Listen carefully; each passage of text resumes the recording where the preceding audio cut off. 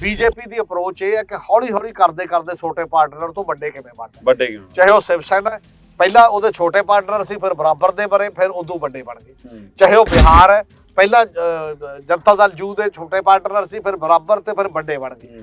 ਵੱਡੇ ਬਣ ਕੇ ਕਹਿੰਦੇ ਨੇ ਨਿਤੀਸ਼ ਕੁਮਾਰ ਨੂੰ ਤੂੰ ਹੁਣ ਚੀਫ ਮਿਨਿਸਟਰ ਹੈ, ਤਾਂ ਕਿ ਚੱਲੂਗੀ ਤਾਂ ਸਾਡੀ ਹੋਣਾ ਜਾਂ ਤੇਰੇ ਕੋਲ ਕੁਝ ਹੈ। ਬਿਲਕੁਲ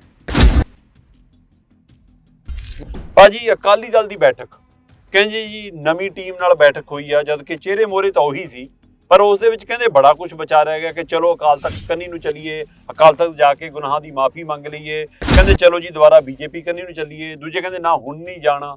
ਸੋ ਇਹ ਸਾਰੀ ਉਥਲ ਪੁਥਲ ਕੀ ਸਿਰਫ ਜਿਮਨੀ ਚੋਣ ਲਈ ਆ, ਜਾਂ ਅਕਾਲੀ ਦਲ ਆਪਣੇ ਅਕਸ ਨੂੰ ਸੁਧਾਰਨ ਲਈ ਆਪਣੀਆਂ ਕੋਤਾਹੀਆਂ ਚੋਂ ਨਿਕਲ ਕੇ ਨਵੇਂ ਮੁੜ ਸਰਜੀਤ ਹੋਣ ਲਈ ਕੁਝ ਪਹਿਲ ਕਦਮੀ ਕਰਦਾ ਨਾ? ਔਰ ਕੁਝ ਲੀਡਰ ਇਸ ਵਿਚਾਰ ਦੇ ਨੇ, ਔਰ ਇਸ ਵਿਚਾਰ ਦੇ ਸੀਗੇ ਮੀਟਿੰਗ ਦੇ ਵਿੱਚ ਵੀ, ਸਾਰਾ ਅਕਾਲੀ ਦਲ ਮਾਫੀ ਕਿਉਂ ਮੰਗੇ, ਦੋਨੋਂ ਪਿਓ ਪੁੱਤਾਂ ਨੂੰ ਜ਼ਰੂਰ ਮੰਗਣੀ ਚਾਹੀਦੀ। ਅੱਛਾ, ਮੀਟਿੰਗ 'ਚ ਇਹ ਵੀ ਚਰਚਾ ਹੋਈ? ਕਿਉਂਕਿ ਜ਼ਿਆਦਾ ਜਿਹੜੀ ਮੇਨ ਸਾਰੀ ਕਰਤਾ ਦੋਏ ਜਣੇ ਸੀ, ਤਾਕਤ ਤੁਹਾਡੇ ਕੋਲ। ਪਰ ਕੱਲ ਦੀ ਮੀਟਿੰਗ ਦੇ ਦੌਰ ਦੇ ਵਿੱਚ ਵੀ ਇਹ ਗੱਲ ਚੱਲੀ, ਸਾਨੂੰ ਕਲੀਅਰ ਕੱਟ ਇੱਕ ਸਟੈਂਡ ਲੈਣਾ ਚਾਹੀਦਾ। ਜਾਂ ਬੀਜੇਪੀ ਜੇ ਤਾਂ ਐਂਟੀ ਬੀਜੇਪੀ ਆ ਤਾਂ ਹੱਲਾ ਬੋਲੋ ਬੀਜੇਪੀ ਤੇ, ਕਿ ਬੀਜੇਪੀ ਵੀ ਇਹੀ ਕਹਿੰਦੀ ਹੈ ਵੀ ਸੁਖਬੀਰ ਨੂੰ ਛੱਡ ਦੋ, ਤੁਹਾਡੇ ਨਾਲ ਅਸੀਂ ਅਲਾਈਅੰਸ ਕਰ ਲਾਂਗੇ। ਕੀ ਇਹ ਹੋ ਸਕਦਾ ਜੀ ਫਿਰ ਅਕਾਲੀ ਦਲ ਇਹ ਫੈਸਲਾ ਲੈ ਲਵੇ ਕਿ ਬਾਦਲਾਂ ਤੋਂ ਪ੍ਰਧਾਨਗੀ ਵਾਪਸ ਲੈਣੀ? ਕਿਉਂਕਿ ਅਜੇ ਤਾਂ ਜਿਹੜਾ ਬਚਿਆ ਹੋਇਆ ਅਕਾਲੀ ਦਲ ਹੈ ਉਹਦੇ ਚ ਵੀ ਐ ਨਹੀਂ ਕਿ ਸਾਰੇ ਸੰਤੁਸ਼ਟ ਨੇ, ਪਰ ਉਹਨਾਂ ਨੂੰ ਇਹ ਲੱਗ ਰਿਹਾ ਕਿ ਸੁਖਬੀਰ ਜਾਂ ਬਾਦਲ ਪਰਿਵਾਰ ਸਾਡੀ ਅਣਸਰ ਦੀ ਲੋੜ ਹੈ। ਸ਼ਾਇਦ ਇਹ ਚਾਹੇ ਪੈਸੇ ਪੱਖੋਂ, ਕੋਈ ਕਹਿੰਦਾ ਪੈਸੇ ਕਿਵੇਂ ਲਾਊਗਾ ਜੀ, ਇੰਨਾ ਬਾਕੀ ਕਿਵੇਂ ਲਾਊਗਾ, ਇਹ ਇੱਕ ਜਿਹੜੀ ਇੱਕ ਚਰਚਾ ਚੱਲਦੀ ਹੈ ਉਹਨਾਂ ਦੇ ਅੰਦਰ। ਤੇ ਜੇਕਰ ਬਸਪਾ ਨਾਲ ਸਮਝੌਤਾ, ਔਰ ਜਿੱਥੇ ਜਿਮਨੀ ਚੋਣ ਹੋਣੀ ਹੈ ਉਹ ਰਾਖਵੀਂ ਸੀਟ ਹੈ, ਔਰ 9 ਵਿਧਾਨ ਸਭਾ ਦੇ ਅੰਦਰੋਂ 4 ਵਿਧਾਨ ਸਭਾ ਰਾਖਵੀਆਂ ਨੇ, ਤੇ ਉਸ ਹਵਾਲੇ ਨਾਲ ਕੱਲ ਨੂੰ ਜੇ ਮਾਇਆਵਤੀ ਨੇ ਦਾਅਵਾ ਕੀਤਾ ਕਿ ਜਿਮਨੀ ਚੋਣ 'ਚ ਸੀਟ ਤਾਂ ਸਾਡੇ ਹਿੱਸੇ ਆਉਣੀ ਚਾਹੀਦੀ ਹੈ, ਫਿਰ ਇਹ ਅਕਾਲੀ ਦਲ ਕੀ ਸਟੈਂਡ ਲਊਗਾ? ਤਾਂ ਕੱਲ ਨੂੰ ਜੇ ਬੀਜੇਪੀ ਜ਼ੋਰ ਲਾ ਕੇ ਪੰਜਾਬ 'ਚ ਕਰਨਾ ਚਾਹੁੰਦੀ ਹੈ, ਉਹੀ ਸਟ੍ਰੈਟਜੀ ਬੀਐਸਪੀ ਤੇ ਇੱਥੇ ਲਾਗੂ ਕਰ ਦੇ, ਤੇ ਬੀਐਸਪੀ ਦਾ ਜਿਹੜੀ ਪੌੜੀ ਹੈ ਉਹ ਅਕਾਲੀ ਦਲ ਨਾਲੋਂ ਖਿੱਚ ਲਈ ਜਾਏ, ਤਾਂ ਇੱਕਦਮ ਅਕਾਲੀ ਦਲ ਲਈ ਕੀ ਸੰਕਟ ਪੈਦਾ ਨਹੀਂ ਹੋ ਸਕਦਾ, ਕਿਉਂਕਿ ਮਾਇਆਵਤੀ ਨੇ ਡਿਸੀਜਨ ਲੈਣਾ। ਪਰ ਇੱਧਰ ਇਹ ਅਕਾਲੀ ਦਲ ਵਾਰ-ਵਾਰ ਸੰਕੇਤ ਦਿੰਦਾ ਰਹਿੰਦਾ ਕਿ ਬੀਜੇਪੀ ਕਹਿੰਦੀ ਜਾ ਸਕਦੇ ਆ। ਸੋ ਕੀ ਪੰਜਾਬ ਦੀ ਬੀਜੇਪੀ ਜਾਂ ਨੈਸ਼ਨਲ ਬੀਜੇਪੀ ਉਹ ਇਹਨਾਂ ਨਾਲ ਮੁੜ ਕੇ ਗੱਠਜੋੜ ਕੰਨੀ ਆਉਣਾ ਚਾਹੁੰਦੀ ਹੈ? ਸਾਰੀ ਪੰਥਕ ਪੋਲਿਟਿਕਸ ਇਹ ਕਹਿ ਰਹੀ ਹੈ। ਅੱਛਾ ਜੀ, ਅਕਾਲੀ ਦਲ ਸੁਖਬੀਰ ਵਾਲਾ ਨਹੀਂ, ਅਕਾਲੀ ਦਲ ਜਿਹੜੇ ਤਾਂ ਸਪਲਿੰਟਰ ਗਰੁੱਪ ਨੇ ਉਹਨਾਂ ਦੇ ਵੀ ਮਤਲਬ ਮੇਨ ਫੋਕਸ ਇਹੀ ਹੈ ਕਿ ਉਹਨੂੰ ਛੱਡ ਕੇ ਬੀਜੇਪੀ ਸਾਡੇ ਨਾਲ ਕਰ ਲੇ।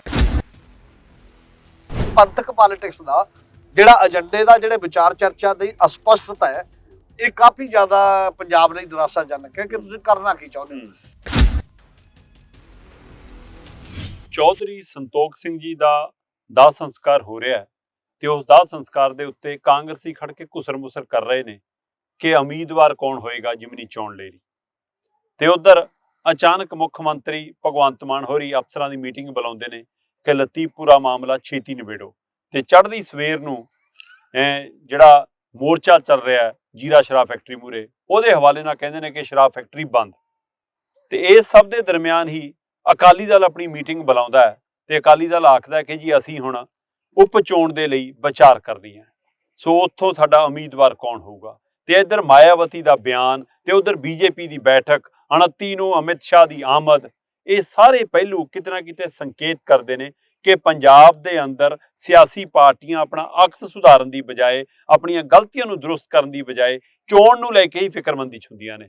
ਪਰ ਇਹ ਸਭ ਦੇ ਲਈ ਅਕਾਲੀ ਦਲ ਔਰ ਬੀਜੇਪੀ ਦੀ 2 ਬੈਠਕਾਂ ਪੈਰਲਲ, ਇੱਕ ਚੰਡੀਗੜ੍ਹ ਤੇ ਇੱਕ ਪਟਿਆਲੇ, ਕਈ ਮਾਨੇ ਰੱਖਦੀਆਂ ਨੇ। ਜਿੱਥੇ ਇਹ ਪਹਿਲੂ ਵਿਚਾਰ ਨਾਲ ਹੈ, ਉੱਥੇ ਨਾਲ ਦੀ ਨਾਲ ਬੰਦੀ ਸਿੰਘਾਂ ਦੀ ਰਿਹਾਈ ਲਈ ਲੱਗੇ ਮੋਰਚੇ ਦੇ ਵਿੱਚ ਕਿਸਾਨ ਸੰਗਠਨਾਂ ਦਾ ਪਹੁੰਚਣਾ, ਉਹਨਾਂ ਦਾ ਹੱਲਾਸ਼ੇਰੀ ਦੇਣਾ, ਇਹ ਵੀ ਇੱਕ ਪਹਿਲੂ ਤੋਂ ਨਵੀਂ ਪਹਿਲ ਕਦਮੀ ਵਜੋਂ ਵੇਖਿਆ ਜਾ ਰਿਹਾ। ਇਹਨਾਂ ਪਹਿਲੂਆਂ ਤੇ ਚਰਚਾ ਕਰਾਂਗੇ। ਚਰਚਾ ਕਰਨ ਲਈ ਮੇਰੇ ਨਾਲ ਸੀਨੀਅਰ ਪੱਤਰਕਾਰ ਹਮੀਰ ਸਿੰਘ ਭਾਜੀ ਮੌਜੂਦ ਨੇ। ਭਾਜੀ ਸਤਿ ਸ਼੍ਰੀ ਅਕਾਲ। ਸਤਿ ਸ਼੍ਰੀ ਅਕਾਲ ਜੀ। ਭਾਜੀ, ਅਕਾਲੀ ਦਲ ਦੀ ਬੈਠਕ ਕਹਿੰਦੇ ਜੀ ਨਵੀਂ ਟੀਮ ਨਾਲ ਬੈਠਕ ਹੋਈ ਆ, ਜਦ ਕਿ ਚਿਹਰੇ ਮੋਹਰੇ ਤਾਂ ਉਹੀ ਸੀ, ਪਰ ਉਸ ਦੇ ਵਿੱਚ ਕਹਿੰਦੇ ਬੜਾ ਕੁਝ ਬਚਾ ਰਹਿ ਗਿਆ ਕਿ ਚਲੋ ਅਕਾਲ ਤਖਤ ਕੰਨੀ ਨੂੰ ਚੱਲੀਏ, ਅਕਾਲ ਤਖਤ ਜਾ ਕੇ ਗੁਨਾਹਾਂ ਦੀ ਮਾਫੀ ਮੰਗ ਲਈਏ, ਕਹਿੰਦੇ ਚਲੋ ਜੀ ਦੁਬਾਰਾ ਬੀਜੇਪੀ ਕੰਨੀ ਨੂੰ ਚੱਲੀਏ, ਦੂਜੇ ਕਹਿੰਦੇ ਨਾ ਹੁਣ ਨਹੀਂ ਜਾਣਾ। ਸੋ ਇਹ ਸਾਰੀ ਉਥਲ ਪੁਥਲ ਕੀ ਸਿਰਫ ਜਿਮਨੀ ਚੋਣ ਲਈ ਆ, ਜਾਂ ਅਕਾਲੀ ਦਲ ਆਪਣੇ ਅਕਸ ਨੂੰ ਸੁਧਾਰਨ ਲਈ ਆਪਣੀਆਂ ਕੋਤਾਹੀਆਂ ਚੋਂ ਨਿਕਲ ਕੇ ਨਵੇਂ ਮੁੜ ਸਰਜੀਤ ਹੋਣ ਲਈ ਕੁਝ ਪਹਿਲ ਕਦਮੀ ਕਰਦਾ ਨਜ਼ਰ ਆਇਆ? ਕੀ ਹੋਇਆ ਉਸ ਬੈਠਕ 'ਚ? ਦੇਖੋ, ਜਿਵੇਂ ਪੰਜਾਬ ਵੱਖ-ਵੱਖ ਸੰਕਟਾਂ ਚੋਂ ਗੁਜ਼ਰ ਰਿਹਾ ਹੈ, ਉਦੋਂ ਉਹਦੇ ਨਾਲ ਜੁੜੀ ਹੋਈ ਪੰਜਾਬ ਦੀ ਪੁਰਾਣੀ ਪਾਰਟੀ ਵੀ ਸੰਕਟਾਂ ਚੋਂ ਗੁਜ਼ਰ ਰਹੀ ਹੈ ਇਸੇ ਲੈਵਲ ਦੇ ਉੱਤੇ। ਔਰ ਅਕਾਲੀ ਦਲ ਨੇ ਟਰਾਈ ਕਰ ਰਿਹਾ, ਅਕਾਲੀ ਦਲ ਵੀ ਸਾਰਾ ਕੁਝ ਐਵੇਂ ਜੇ ਮਿਲਗੋਬਾ ਜਾਂ ਇਕੱਠਾ ਕਰਕੇ ਇੱਕ ਵਾਰ ਚਲਾ ਲਓ, ਹਾਂਜੀ ਐਂ ਹੀ ਚੱਲਦਾ ਰਹੇ ਕੰਮ। ਔਰ ਇਸੇ ਕਰਕੇ ਅਕਾਲੀ ਦਲ ਨੇ ਇਹ ਨਹੀਂ ਕੀਤਾ, ਚਾਹੇ ਉਹ ਝੁੰਦਾ ਕਮੇਟੀ ਦੀ ਰਿਪੋਰਟ ਦੀਆਂ ਪੂਰੀਆਂ ਸਿਫਾਰਸ਼ਾਂ ਸੀ, ਕੋਰ ਕਮੇਟੀ ਨੇ ਮੰਨ ਲਈਆਂ, ਫਿਰ ਅੱਧ ਪਚੱਧ ਕਰਕੇ ਵਿੱਚੇ ਫਿਰ ਨਵੀਆਂ ਨੋਮੀਨੇਸ਼ਨਾਂ ਕਰਤੀਆਂ। ਕਿਹਾ ਤਾਂ ਇਹ ਗਿਆ ਸੀ ਕਿ ਸਾਰੇ ਨੂੰ ਆਪਾਂ ਓਵਰਆਲ ਕਰਾਂਗੇ, ਬੂਥ ਲੈਵਲ ਤੋਂ ਸਟਾਰਟ ਕਰਕੇ ਚੋਣਾਂ ਹੋਣਗੀਆਂ, ਰੀਫਰੈਸ਼ ਤਰੀਕੇ ਦੀ ਪਾਰਟੀ ਬਣ ਜਾਏਗੀ ਨਾ, ਨਵੇਂ ਕਿਸਮ ਦੀ ਪਾਰਟੀ ਉਹਦੇ ਚ ਸਾਹਮਣੇ ਆਏਗੀ। ਠੀਕ ਹੈ ਜੀ। ਪਰ ਜਿਹੜੀ ਮੀਟਿੰਗ ਹੋਈ ਹੈ, ਮੀਟਿੰਗ ਦੇ ਵਿੱਚ ਮੇਨਲੀ ਮੀਟਿੰਗ ਬੁਲਾਈ ਗਈ ਸੀ ਕਿ ਉਪ ਚੋਣ ਲੜਨੀ ਹੈ, ਤੇ ਉਪ ਚੋਣ ਲੜਨ ਦੀ ਸਟ੍ਰੈਟਜੀ ਕੀ ਹੋਵੇ, ਕੀ ਹੋਵੇ, ਕਿਹੋ ਜਿਹਾ ਮਾਹੌਲ ਹੋਏਗਾ, ਚਰਚਾ ਕੀਤੀ ਗਈ ਡਿਫਰੈਂਟ ਪਾਰਟੀਆਂ ਦੀ, ਆਪ ਦਾ ਕੀ ਰਹੂਗਾ, ਕਾਂਗਰਸ ਦਾ, ਅਕਾਲੀ ਦਲ ਕੀ ਕਰ ਸਕਦਾ। ਪਰ ਉਹਦੇ ਚ ਕਹਿੰਦੇ ਨੇ ਇਹ ਮੁੱਦੇ ਬੜੇ ਸੀਰੀਅਸਲੀ ਉਭਾਰੇ, ਪਹਿਲਾਂ ਆਪਣਾ ਘਰ ਸਵਾਰੋ, ਆਪਣੇ ਅੰਦਰ ਵੀ ਝਾਤੀ ਮਾਰੋ ਕੀ ਹੈ। ਪਹਿਲੀ ਗੱਲ ਇਹ ਬਹੁਤ ਸਿੱਧਤ ਨਾਲ ਮਹਿਸੂਸ ਕੀਤੀ ਕਿ ਜਿਹੜੀ ਕਿ ਝੁੰਦਾ ਕਮੇਟੀ ਦੀ ਵੀ ਰਿਪੋਰਟ ਦੀ ਪਹਿਲੀ ਗੱਲ ਹੀ ਸੀ ਇਹ, ਕਿ ਸਾਨੂੰ ਖਾਸ ਤੌਰ ਤੇ ਮੇਨ ਲੀਡਰਸ਼ਿਪ ਜਿਹੜੀ ਹੈ ਉਹਨੂੰ ਅਕਾਲ ਤਖਤ ਤੇ ਜਾ ਕੇ, ਖਾਸ ਤੌਰ ਤੇ ਬਾਈਬਲ ਕਲਾਂ ਵਾਲੇ ਮਾਮਲੇ 'ਚ ਜਾਂ ਹੋਰ ਜਿੰਨੀਆਂ ਵੀ ਗਲਤੀਆਂ ਹੋਈਆਂ ਸਰਕਾਰੀ ਸਮੇਂ ਦੇ ਵਿੱਚ, ਜਦੋਂ ਅਕਾਲੀ ਬੀਜੇਪੀ ਦੀ ਗਵਰਨਮੈਂਟ ਸੀ, ਉਹ ਚਾਹੇ ਤੁਸੀਂ ਸਿੱਧਾ ਕੀਤਾ ਨਾ ਕੀਤਾ, ਪਰ ਲੋਕਾਂ ਦੀ ਪਰਸੈਪਸ਼ਨ ਇਹੀ ਹੈ ਕਿ ਤੁਸੀਂ ਤੁਹਾਡੇ ਕਰਕੇ ਹੋਇਆ, ਤੁਹਾਡੇ ਰਾਜ 'ਚ ਹੋਇਆ, ਉਹਦੀ ਮਾਫੀ ਮੰਗ ਲੈਣੀ ਚਾਹੀਦੀ ਹੈ। ਮਾਫੀ ਮੰਗੇ ਬਿਨਾਂ ਸਿੱਖ ਪੰਥ ਦਾ ਜਿਹੜਾ ਨਜ਼ਰੀਆ ਤੁਹਾਡੇ ਬਾਰੇ ਉਹ ਨਹੀਂ ਬਣੇਗਾ, ਮਤਲਬ ਕਿਸੇ ਤਰੀਕੇ ਦਾ।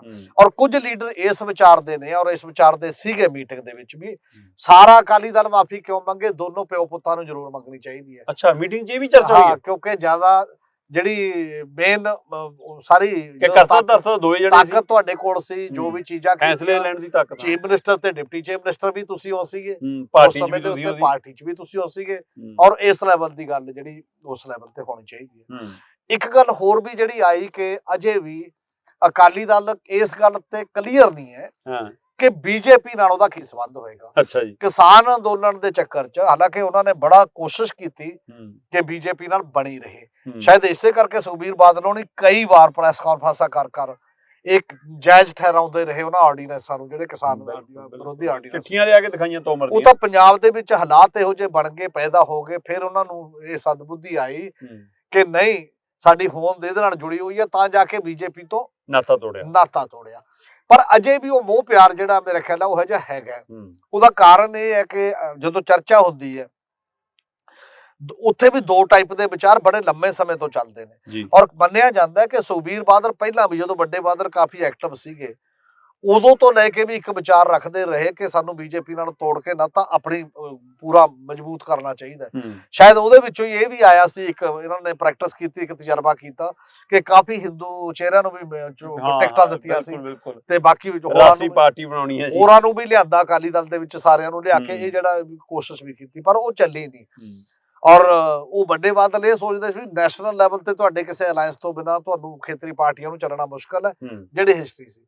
ਪਰ ਕੱਲ ਦੀ ਮੀਟਿੰਗ ਦੇ ਦੌਰ ਦੇ ਵਿੱਚ ਵੀ ਇਹ ਗੱਲ ਚੱਲੀ, ਸਾਨੂੰ ਕਲੀਅਰ ਕੱਟ ਇੱਕ ਸਟੈਂਡ ਲੈਣਾ ਚਾਹੀਦਾ, ਜਾਂ ਬੀਜੇਪੀ ਜੇ ਤਾਂ ਐਂਟੀ ਬੀਜੇਪੀ ਆ ਤਾਂ ਹੱਲਾ ਬੋਲੋ ਬੀਜੇਪੀ ਤੇ। ਅੱਛਾ ਜੀ। ਉਸੇ ਤਰੀਕੇ ਨਾਲ ਜਿਵੇਂ ਕਾਂਗਰਸ ਤੇ ਕਹਿੰਦੇ ਹੋ ਕਿ ਦਿੱਲੀ ਨੇ ਹਮੇਸ਼ਾ ਹੀ ਪੰਜਾਬ ਨਾਲ ਵਿਤਕਰਾ ਕਰਦੀ ਹੈ, ਜਾਂ ਜਿਹੜੀ ਮਰਜ਼ੀ ਪਾਰਟੀ ਦਿੱਲੀ ਦੇ ਬੈਠੇ ਨੇ, ਫਿਰ ਤਾਂ ਹਾਂ, ਕੋਈ ਜਿਹੜਾ ਮਰਜ਼ੀ ਬੈਠਾ, ਫਿਰ ਤਾਂ ਉਸ ਧਾਰਾ 'ਚ ਲਿਜਾਣਾ ਪਏਗਾ, ਫਿਰ ਤਾਂ ਉਹ ਹਰ ਗੱਲ ਤੇ ਕਮੈਂਟ ਕਰਨਾ ਪਏਗਾ, ਟਿੱਪਣੀ। ਜਿਵੇਂ ਅਜੇ ਤੱਕ ਵੀ ਤੁਸੀਂ ਦੇਖੋ ਕਿ ਅਕਾਲੀ ਲੀਡਰਸ਼ਿਪ ਬੀਜੇਪੀ ਦੀਆਂ ਕੀਤੀਆਂ ਹੋਰ ਕੁਤਾਹੀਆਂ ਤੇ ਖਾਮੋਸ਼ ਹੈ ਨਾ। ਦੇਸ਼ ਦੇ ਵਿੱਚੋਂ ਮੁਸਲਮਾਨਾਂ ਨਾਲ ਕੀ ਕਰਦੀ ਹੈ, ਉਹ ਦਿੱਲੀ ਦੇ ਵਿੱਚ ਉਹਨੇ ਕੀ ਕੀਤਾ, ਮੱਧ ਪ੍ਰਦੇਸ਼ 'ਚ ਕਿਵੇਂ ਸਰਕਾਰਾਂ ਡੇਗੀਆਂ, ਵੱਖ-ਵੱਖ ਕੀਤੀਆਂ, ਉਹਨਾਂ ਤੇ ਨਹੀਂ ਬੋਲ ਰਹੇ। ਬਿਲਕੁਲ, ਇਹਦਾ ਮਤਲਬ ਅੰਦਰ ਖਾਤੇ ਅਜੇ ਉਹਨਾਂ ਨੂੰ ਦਿਖਾਈ ਇਹ ਦੇ ਰਿਹਾ ਵੀ ਸ਼ਾਇਦ ਜਿਹੜੀ ਉੱਠਦੇ ਬੁੱਲ ਵਾਂਗ ਵੀ ਸਾਡਾ ਬੀਜੇਪੀ ਨਾਲ ਅਲਾਇੰਸ ਦੁਬਾਰਾ ਬਣੇ, ਜਾਂ ਕਿਸ ਤਰ੍ਹਾਂ ਕਿਸੇ ਰੂਪ ਦੇ ਵਿੱਚ ਬਣੇ। ਤੇ ਇੱਕ ਮਤਲਬ ਕਾਫੀ ਲੀਡਰਾਂ ਦਾ ਇਹ ਕਹਿਣਾ, ਜਿਵੇਂ ਅਕਾਲੀ ਦਲ ਤੋਂ ਬਾਹਰ ਟੁੱਟੇ ਹੋਏ ਬੰਦੇ ਜਿਹੜੇ ਦੂਜੇ ਗਰੁੱਪ ਬਣਾਏ ਨੇ, ਚਾਹੇ ਉਹ ਸੁਖਦੇਵ ਸਿੰਘ ਢੀਂਡਸਾ ਵਾਲਾ ਅਕਾਲੀ ਦਲ ਸੰਯੁਕਤ ਹੈ, ਚਾਹੇ ਉਹ ਬੀਬੀ ਜਗੀਰ ਕੌਰ ਨਿਕਲ ਕੇ ਗਏ, ਚਾਹੇ ਹੁਣ ਜਗਮੀਤ ਬਰਾੜ ਨਿਕਲੇ, ਉਹਨਾਂ ਸਭ ਦਾ ਇਹ ਕਹਿਣਾ ਕਿ ਜੇ ਅਕਾਲੀ ਦਲ ਦੀ ਆਪ ਪੰਥਕ ਯੂਨਿਟੀ ਹੋ ਸਕਦੀ ਹੈ ਜੇਕਰ ਸੁਖਬੀਰ ਬਾਦਲ ਪ੍ਰਧਾਨਗੀ ਛੱਡ ਦੇਣ। ਮਤਲਬ ਉਹ ਕਹਿੰਦੇ ਨੇ ਕਿ ਇਹ ਪ੍ਰਧਾਨ ਤੋਂ ਲਾਂਭੇ ਹੋ ਜਾਣ, ਉਹ ਓਪਨਲੀ ਇਹ ਕਹਿ ਰਹੇ ਨੇ। ਔਰ ਇਹ ਵੀ ਅੰਦਰ ਅਕਾਲੀ ਦਲ ਦੇ ਵੀ ਦੋ ਤਿੰਨ ਸੀਨੀਅਰ ਲੀਡਰਾਂ ਨਾਲ ਮੇਰੀ ਗੱਲ ਹੋਈ ਜੀ, ਉਹ ਇਹ ਕਹਿੰਦੇ ਨੇ ਕਿ ਬੀਜੇਪੀ ਵੀ ਇਹੀ ਕਹਿੰਦੀ ਹੈ ਵੀ ਸੁਖਬੀਰ ਨੂੰ ਛੱਡ ਦੋ, ਤੁਹਾਡੇ ਨਾਲ ਅਸੀਂ ਅਲਾਇੰਸ ਕਰ ਲਾਂਗੇ। ਕੀ ਇਹ ਹੋ ਸਕਦਾ ਜੀ ਫਿਰ ਅਕਾਲੀ ਦਲ ਇਹ ਫੈਸਲਾ ਲੈ ਲਵੇ ਕਿ ਬਾਦਲਾਂ ਤੋਂ ਪ੍ਰਧਾਨਗੀ ਵਾਪਸ ਲੈਣੀ? ਨਹੀਂ, ਅਕਾਲੀ ਦਲ ਪਤਾ ਨਹੀਂ ਹੁਣ ਕਿੱਥੇ ਲਊਗਾ। ਅਕਾਲੀ ਦਲ ਮੈਨੂੰ ਨਹੀਂ ਲੱਗਦਾ ਕਿ ਅਜੇ ਇੰਨਾ ਉਹਨਾਂ ਤੋਂ ਬਾਹਰ ਹੈ, ਨਹੀਂ ਤਾਂ ਫਿਰ ਇਹੀ ਨੋਮੀਨੇਸ਼ਨਾਂ ਤੇ ਹੀ ਉਹਨਾਂ ਨੇ ਫਿਰ ਝੁੰਦਾ ਕਮੇਟੀ ਦੀ ਰਿਪੋਰਟ ਤੇ ਖੜਾ ਰਹਿੰਦਾ। ਉਹ ਬੰਦੇ ਵੀ ਅਜੇ ਚੁੱਪ ਨੇ, ਜਿਹੜੇ ਬੰਦੇ ਪਹਿਲਾਂ ਬੋਲਦੇ ਸੀ ਕਿਸੇ ਨਾ ਕਿਸੇ ਰੂਪ ਦੇ ਵਿੱਚ, ਕਿਉਂਕਿ ਅਜੇ ਤਾਂ ਜਿਹੜਾ ਬਚਿਆ ਹੋਇਆ ਅਕਾਲੀ ਦਲ ਹੈ ਉਹਦੇ ਚ ਵੀ ਐ ਨਹੀਂ ਕਿ ਸਾਰੇ ਸੰਤੁਸ਼ਟ ਨੇ, ਪਰ ਉਹਨਾਂ ਨੂੰ ਇਹ ਲੱਗ ਰਿਹਾ ਕਿ ਸੁਖਬੀਰ ਜਾਂ ਬਾਦਲ ਪਰਿਵਾਰ ਸਾਡੀ ਅਨਸਰ ਦੀ ਲੋੜ ਹੈ ਸ਼ਾਇਦ। ਇਹ ਪੈਸੇ ਪੱਖੋਂ ਕੋਈ ਕਹਿੰਦਾ ਪੈਸੇ ਕਿਵੇਂ ਲਾਊਗਾ ਜੀ, ਇੰਨਾ ਬਾਕੀ ਕਿਵੇਂ ਲਾਊਗਾ, ਇਹ ਇੱਕ ਜਿਹੜੀ ਇੱਕ ਚਰਚਾ ਚੱਲਦੀ ਹੈ ਉਹਨਾਂ ਦੇ ਅੰਦਰ। ਪਰ ਨਾਲ ਜੇ ਰਾਈਡਰ ਖੜਾ ਹੈ ਕਿ ਉਹਨਾਂ ਤੋਂ ਬਿਨਾਂ ਨਹੀਂ ਹੋ ਸਕਦੀ, ਮਤਲਬ ਜੁੱਟੀ ਨਹੀਂ ਹੋ ਸਕਦੀ ਕਿਸੇ।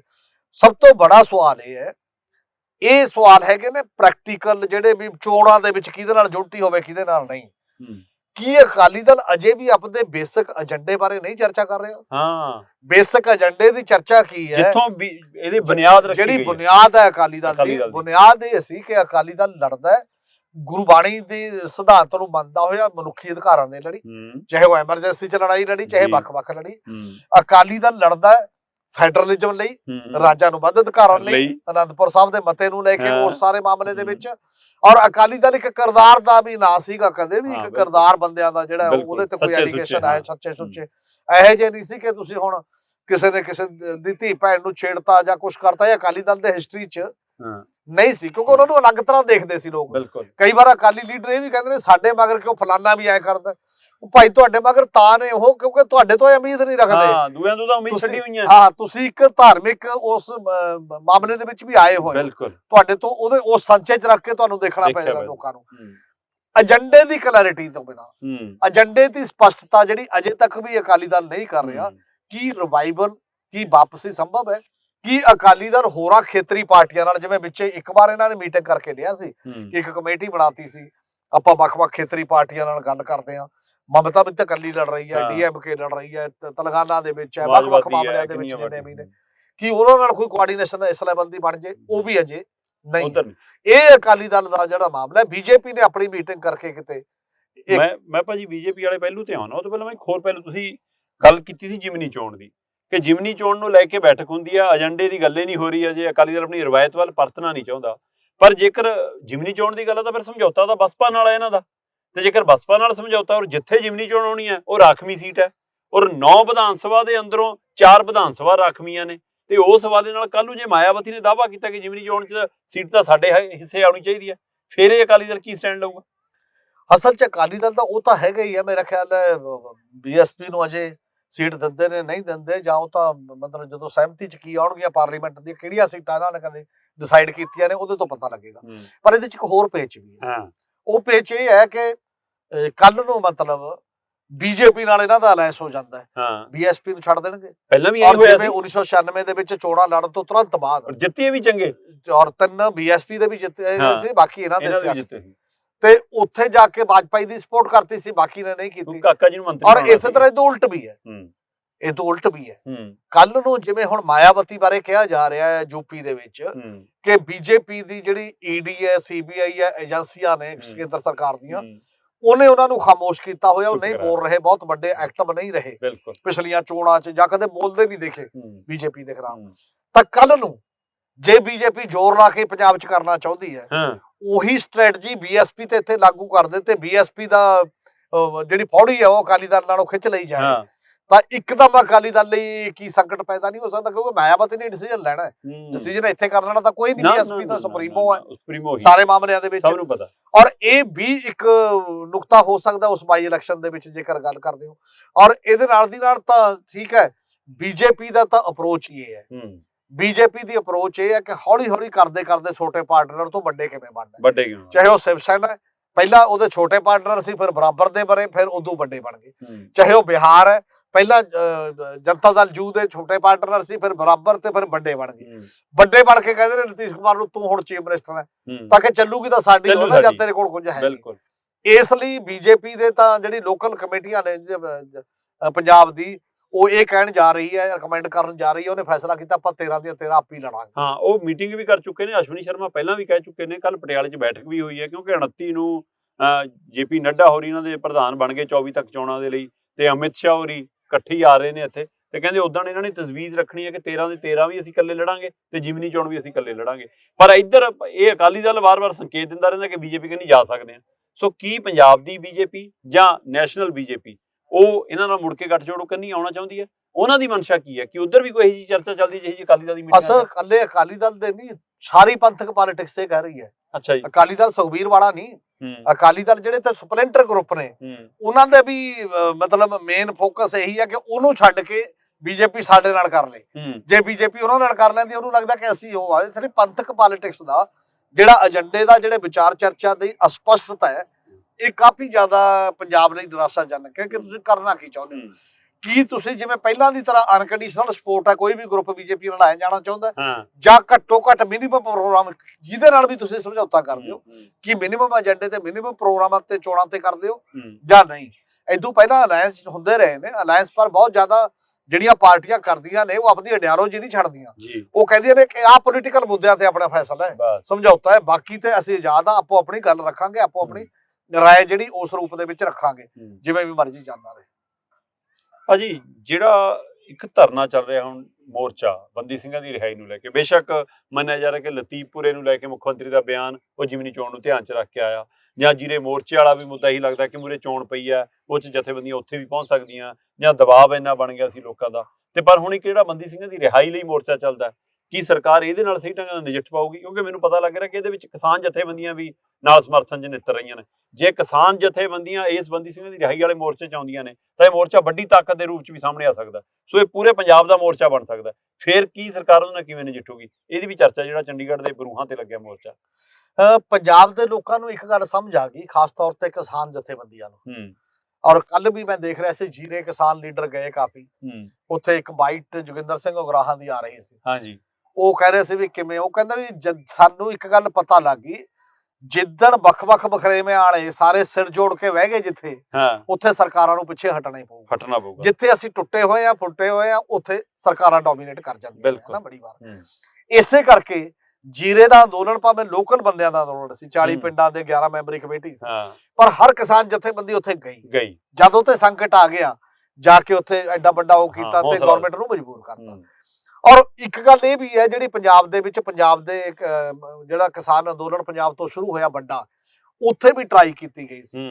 ਉੱਥੇ ਟਰਾਈ ਇਹ ਕੀਤੀ ਗਈ ਸੀ, ਅਜੇ ਵੀ ਕੁਝ ਸੱਜਣ ਹੈ ਨੇ ਜਿਹੜੇ ਫੇਸਬੁੱਕੀ ਜਾਂ ਬਾਕੀ ਜਿਹੜੇ ਕਾਮਰੇਡ ਵਰਸਸ ਪੰਥ ਚਲਾਉਂਦੇ ਨੇ, ਹੈ ਨਾ, ਵੀ ਉਹ ਕਹਿ ਰਿਹਾ, ਉਹਨੂੰ ਕਹਿ ਰਹੇ ਨੇ। ਪਰ ਮੈਨੂੰ ਲੱਗਦਾ ਕਿ ਉਸ ਮੋਰਚੇ ਤੋਂ ਬਾਅਦ ਹੀ ਕੁਝ ਚੀਜ਼ਾਂ ਬਦਲੀਆਂ ਨੇ ਅਪਰੋਚ ਦੇ ਤੌਰ ਤੇ। ਹੁਣ ਕੱਲ ਜਿਹੜੇ ਇੱਥੇ ਮੋਹਾਲੀ ਦਾ ਜਿਹੜਾ ਮੋਰਚਾ ਹੈ, ਇਹ ਬੰਦੀ ਸਿੰਘਾਂ ਦੀ ਰਿਹਾਈ ਦਾ ਵੀ ਹੈ, ਇਹ ਮੋਹਾਲੀ ਦਾ ਹੀ ਮੋਰਚਾ, ਇਹਦੇ ਨਾਲ ਜੁੜੀਆਂ ਚੀਜ਼ਾਂ ਹੋਰ ਜਿਹੜੀਆਂ, ਚਾਹੇ ਉਹ ਗੁਰੂ ਗ੍ਰੰਥ ਸਾਹਿਬ ਦੇ ਪਾਵਨ ਸਰੂਪ ਲਾਪਤਾ ਦਾ ਮਾਮਲਾ ਵੀ ਉਹਨਾਂ ਨੇ ਇਹ ਕੀਤਾ ਵੀ ਅਸੀਂ ਉਹ ਕਰ ਰਹੇ, ਚਾਹੇ ਉਹਨਾਂ ਦੀ ਬੇਅਦਬੀ ਦਾ ਮਾਮਲਾ, ਬੇਅਦਬੀ ਵਾਲਾ ਬਾਈਬਲ ਵਾਲਾ ਵੀ, ਉਹ ਤਾਂ ਕਹਿੰਦੇ ਅਸੀਂ ਸਾਡੇ ਵਿੱਚ ਹੀ ਸ਼ਾਮਲ ਹੈ, ਉਹ ਵੀ ਸਾਰੇ ਬੰਦੇ ਇੱਥੇ ਆ ਜਾਣ। ਉਹਦੇ ਚ ਜਿਹੜੀ ਪਹਿਲੀ ਜਥੇਬੰਦੀ ਆਈ ਆ ਕਿਸਾਨੀ ਵੱਲੋਂ, ਉਹ ਹੈ ਕਿਰਤੀ ਕਿਸਾਨ ਯੂਨੀਅਨ। ਕਿਰਤੀ ਕਿਸਾਨ ਯੂਨੀਅਨ ਖੱਬੇ ਪੱਖੀ, ਮਤਲਬ ਉਹਦੀ ਜਿਹੜੀ ਜਾਂਦੀ ਹੈ ਹੁਣ ਆ ਭਰਮ ਤੋੜਦੀ ਹੈ। ਫਿਰ ਜਦੋਂ ਉਹ ਆ ਕੇ ਕਹਿ ਰਹੀ ਹੈ ਕਿ ਜੇ ਬੰਦੇ ਜਿਹੜੇ ਸਮਾਜ ਲਈ ਲੜਦੇ ਨੇ, ਕਿਸੇ ਵੀ ਕਾਜ ਲਈ ਆਏ, ਮੂਵਮੈਂਟਾਂ ਚ ਆਏ, ਉਹ ਅੰਦਰੇ ਰਹਿੰਦੇ ਨੇ ਗੈਰ ਕਾਨੂੰਨੀ ਤਰੀਕੇ ਦਾ, ਤਾਂ ਇਹ ਇੱਕ ਮੈਸੇਜ ਚਲਾ ਜਾਂਦਾ ਲੋਕਾਂ ਲਈ ਕਿ ਇੱਥੇ ਕੋਈ ਨਹੀਂ ਪੁੱਛਦਾ, ਇਸ ਲਈ ਲੜਾਈ ਦਾ ਕੋਈ ਫਾਇਦਾ ਨਹੀਂ। ਉਹ ਡਿਮੋਰਲਾਈਜ਼ ਕਰਦਾ। ਉਹ ਬੰਦਿਆਂ ਨੂੰ ਡਿਮੋਰਲਾਈਜ਼ ਨਾ ਹੋਣ ਦੇਣ ਲਈ, ਮੂਵਮੈਂਟਾਂ ਦੇ ਵਿੱਚ ਆਉਣ ਤੋਂ ਪ੍ਰੇਰਿਤ ਕਰਨ ਵਾਸਤੇ ਸਭ ਦੀ ਜ਼ਿੰਮੇਵਾਰੀ ਹੈ ਕਿ ਸਾਂਝੇ ਹੋ ਕੇ ਲੜਿਆ ਜਾਵੇ। ਹੁਣ ਕਿਹਾ ਤਾਂ ਉਹਨਾਂ ਨੇ ਇਹ ਵੀ ਹੈ ਕੱਲ ਕਿ ਇਹ ਅਸਲ ਚ ਅਸੀਂ ਸਾਰੀਆਂ ਜਥੇਬੰਦੀਆਂ ਹੌਲੀ ਹੌਲੀ ਇੱਥੇ ਆਵਾਂਗੇ। ਠੀਕ ਹੈ। ਔਰ ਜੇਕਰ ਇਹ ਬਹੁਤ ਵੱਡੀ ਤਾਕਤ ਹੈ, ਕਿਸਾਨੀ ਤੇ ਪੰਥ ਨਾ ਤੋੜਿਆ ਨਹੀਂ ਜਾ ਸਕਦਾ। ਆਫਟਰ ਆਲ ਇਕੱਠੇ ਹੀ ਨੇ, ਉਹਦੇ ਚੋਂ ਹੀ ਆਉਂਦੇ ਨੇ ਜਿਹੜੇ ਬੰਦੇ ਇਹ ਵੀ ਕਹਿੰਦੇ ਨੇ ਆ ਕਿਸਾਨ ਜਾਓ, ਇਹ ਠੀਕ ਹੈ। ਪੰਜਾਬ ਚ ਤਾਂ ਬਿਲਕੁਲ ਨਹੀਂ ਕਰ ਸਕਦੇ, ਬਿਲਕੁਲ ਹੀ। ਜੇ ਉਹ ਇਹ ਅਲੱਗ ਗੱਲ ਹੈ ਕਿ ਉਹ ਮੇਨਲੀ ਕਿਸਾਨੀ ਫਰੰਟ ਤੇ ਕੋਈ ਕੰਮ ਕਰਦਾ, ਉਹਦੀ ਵਿਚਾਰਧਾਰਾ ਥੋੜੀ ਬਹੁਤ ਕਿਧਰੇ ਹੋਰ ਸਕਦੀ ਹੈ, ਬਾਕੀ ਹੋਰ। ਔਰ ਦੂਜੀ ਗੱਲ ਇਹ ਵੀ ਹੈ, ਦੋਨੇ ਵਿਚਾਰਧਾਰਾਵਾਂ ਵੀ ਜੁਰਮ ਦੇ ਖਿਲਾਫ ਲੜਨ ਦੀ ਤਾਂ ਤਾਕੀਦ ਕਰਦੀਆਂ ਨੇ ਕਿ ਜਿਹੜਾ ਵੀ ਉਸ ਲੈਵਲ ਤੇ, ਜੇ ਕਿਤੇ ਜੀਰੇ ਦੀ ਤਰ੍ਹਾਂ, ਜੇ ਕਿਤੇ ਦਿੱਲੀ ਦੇ ਮੋਰਚੇ ਦੀ ਤਰ੍ਹਾਂ ਇਸ ਮੋਰਚੇ ਤੇ ਵੀ ਕਿਸਾਨ ਜਥੇਬੰਦੀਆਂ ਵੀ, ਮਜ਼ਦੂਰ ਜਥੇਬੰਦੀਆਂ ਵੀ ਤੇ ਪੰਥਕ ਜਥੇਬੰਦੀਆਂ ਇਕੱਠੀਆਂ ਹੋ ਜਾਂਦੀਆਂ, ਸਮਾਜਿਕ ਸੰਗਠਨ ਹੋਰ ਆ ਜਾਂਦੇ ਨੇ, ਤਾਂ ਇਹ ਬਹੁਤ ਵੱਡਾ ਇੱਕ ਦਾਇਰਾ ਬਣਦਾ ਹੈ ਲੋਕਾਂ ਦਾ ਲੜਾਈ ਦਾ। ਔਰ ਇਹ ਟੈਸਟਡ ਦਾਇਰਾ ਹੈ, ਤਜਰਬੇ ਦਾ ਦਾਇਰਾ ਜਿਹੜਾ ਉਹ ਸਾਹਮਣੇ ਆ ਗਿਆ। ਤਾਂ ਇਹ ਸਰਕਾਰ ਦੇ ਲਈ ਇੱਕ ਹੋਰ ਨਵਾਂ ਚੈਲੰਜ ਖੜਾ ਹੋ ਜਾਊ, ਤੁਹਾਡੇ ਸਾਹਮਣੇ ਖੜਾ ਹੋ ਜਾ ਕਿ ਇਹਦਾ ਕੀ ਕਰੋਗੇ, ਫਿਰ ਇਹਨੂੰ ਨਿਪਟਾਓਗੇ ਕਿਵੇਂ? ਕਿਉਂਕਿ ਅਜੇ ਤਾਂ ਟਾਈਮ ਲੰਘ ਰਿਹਾ, ਟਾਈਮ ਇਹ ਲੰਘ ਰਿਹਾ ਕਿ ਉੱਥੇ ਜਾ ਕੇ ਬਾਈਬਲ ਜਾ ਕੇ ਵੀ ਸਰਕਾਰ ਨੇ ਟਾਈਮ ਮੰਗਿਆ, ਸਵਾ ਮਹੀਨਾ, 1.5 ਮਹੀਨਾ, ਕਦੇ ਕਿੰਨਾ। ਹੁਣ ਸਭ ਤੋਂ ਬੜੀ ਗੱਲ ਤਾਂ ਇਹੀ ਹੈ ਨਾ, ਇੱਕ ਤਾਂ ਸਰਕਾਰ ਬੁਲਾ ਕੇ ਸਭ ਨੂੰ ਇਹ ਤਾਂ ਪੁੱਛੇ ਕਿ ਭਾਈ ਇਨਸਾਫ ਕਿਵੇਂ, ਕਿਹਨੂੰ ਮੰਨਿਆ ਜਾਊਗਾ, ਅਸੀਂ ਕੀ ਕਰੀਏ, ਹੈ ਨਾ। ਜਾਂ ਆਪਦੇ ਵੱਲੋਂ ਦੱਸੇ ਹਾਂਜੀ ਵੀ ਅਸੀਂ ਆਹ ਕਰੀਏ ਤਾਂ ਇਨਸਾਨ ਮੰਨਿਆ ਜਾਊਗਾ।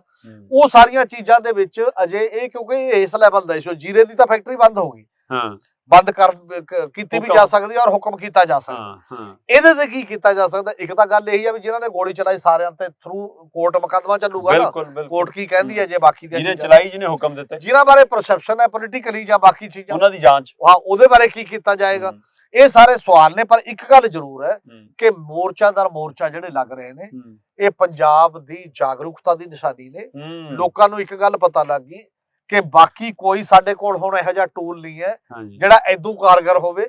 ਆਪ ਜਾ ਕੇ ਮੈਦਾਨੇ ਜੰਗ 'ਚ ਬੈਠਣਾ ਪਏਗਾ। ਔਰ ਅਗਲੀ ਗੱਲ ਇੱਕ ਹੋਰ ਸਮਝ ਆ ਗਈ ਪੰਜਾਬ ਦੇ ਲੋਕਾਂ ਨੂੰ ਕਿ ਇਹ ਮੋਰਚੇ ਸਬਰ, ਸੰਜਮ ਤੇ ਸੰਤੋਖ ਵਾਲੇ ਨੇ ਔਰ ਲੰਮੇ ਹੋਣਗੇ ਔਰ ਪੀਸਫੁਲ ਤਰੀਕੇ ਨਾਲ ਬੈਠ ਕੇ ਲੋਕਾਂ ਨੂੰ ਮਤਲਬ ਨੈਤਿਕ ਤੌਰ ਤੇ ਵੀ ਹਲੂਣਾ ਦੇਣਾ ਪਏਗਾ, ਸਰਕਾਰਾਂ ਨੂੰ ਵੀ ਤੇ ਲੋਕਾਂ ਨੂੰ ਵੀ, ਤੇ ਇਕੱਠ ਦੀ ਤਾਕਤ ਵੀ ਦਿਖਾਉਣੀ। ਇਹ ਦੋਨੋਂ ਟਾਈਪ ਦਾ ਜਿਹੜਾ ਸੁਮੇਲ ਹੈ ਮੋਰਚਿਆਂ ਦਾ ਅਸਲ 'ਚ।